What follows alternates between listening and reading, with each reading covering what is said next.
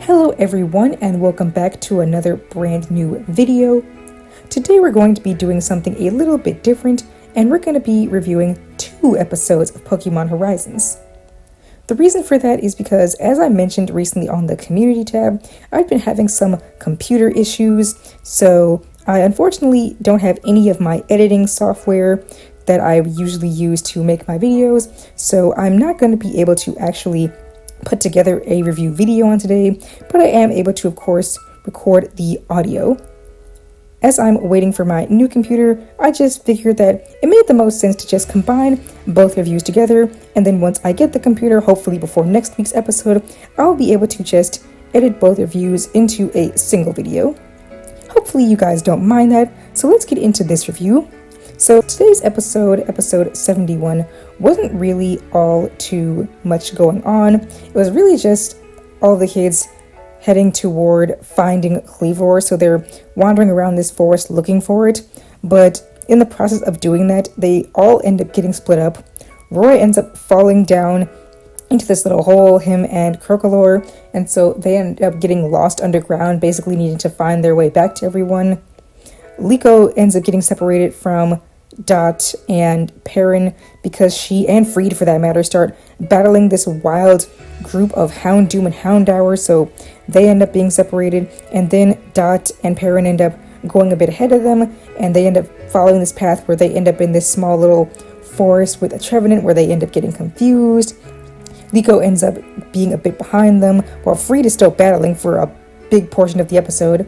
So the whole thing is basically them all getting split up and having to eventually reunite. Now, personally speaking, I'm not sure what the point of all this was. It seemed weird to pretty much go out of their way to get everyone separated. Like, Roy literally could have used Kilowattrel to get out of that hole. From what I can see, I don't think it was too narrow for Kilowattrel to fly through, but maybe it was. Didn't seem that way to me. But he ends up eventually getting out of the crevice, and he eventually uses Kilowattrel to battle anyway, because as he gets out of the underground cave, a wild Mandibuzz just comes out of nowhere carrying a Shiftry that just attacks him, which, is that in their Pokédex entry? I'm gonna need to check that because that was very weird to me. But anyway, they just start engaging in battle. Kilowattrel and Krokalor combined are able to ward them off. Liko is able to get her way back to the others. Dot and Perrin are able to get through the confusion by this Trevenant, and Freed eventually finishes battling all those Houndoom and Houndour, and they are able to get together at the end and continue looking for Kleavor, and we do see a shot of Kleavor at the very end. Liko had been looking around and finding scratch marks that it had made on these rocks for a large portion of her time alone in the episode. So overall, they were all doing stuff, but I'm just gonna be honest, I didn't really see what the point of it was. It just seemed like a lot of padding. And yeah, so the episode, like I said, does end with them seeing Kleavor. Well, they don't actually see Kleavor. Kleavor is seen actually by Terapagos, but the kids and Perrin in them, they don't end up seeing anyone. So it does look like from the preview next week that they will be battling Kleavor, and we'll see how that goes, if they're able to end up defeating it or calming it so they can catch it and add it to the other 6 hero Pokemon that they have, or what else could happen. But yeah, overall, I thought this episode was kind of week for just being the lead up to next week. I don't see why they had to get the group separated, but I guess in the grand scheme of things, it wasn't too bad. At least we do see the kids able to reunite in the end. They don't overly rely on Freed and Perrin to get them out of their situations. If anything, Dot felt more like a leader to Perrin than anything, since she seemed really focused on just taking pictures and whatnot. But anyway, overall, not the worst episode. Could have been better, but I think it was okay. Now, moving on to the next episode, the kids are finally able to actually encounter Kleavor, which happens pretty much immediately as soon as the episode starts, which I guess isn't too shocking since they ended off the last episode with us seeing Kleavor, so I guess it makes sense that the kids would now see it pretty much soon in the following episode. So I really liked that. I like that they get right into this without wasting any time.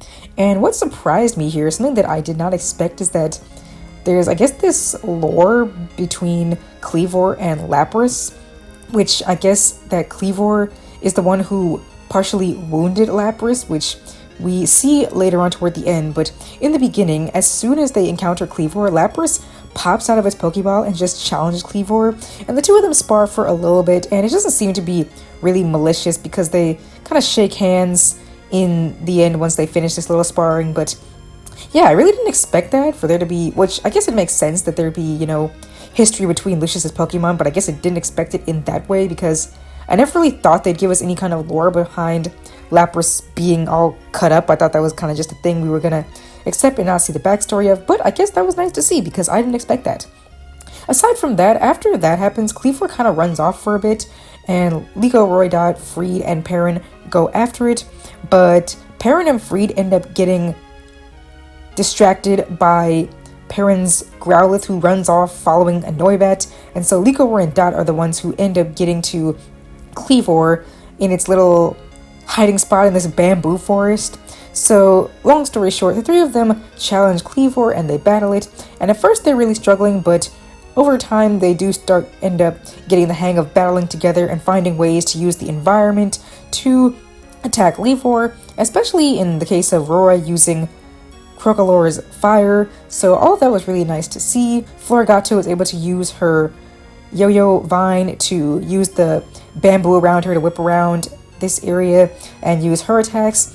And of course, Quaxwell is always able to use, his ability to battle elegantly and gracefully in order to get the upper hand. So all three of them did really well, but in spite of all that, like I said, they were still struggling. So they end up deciding to just terrestrialize to do even more damage, and they are able to actually do so.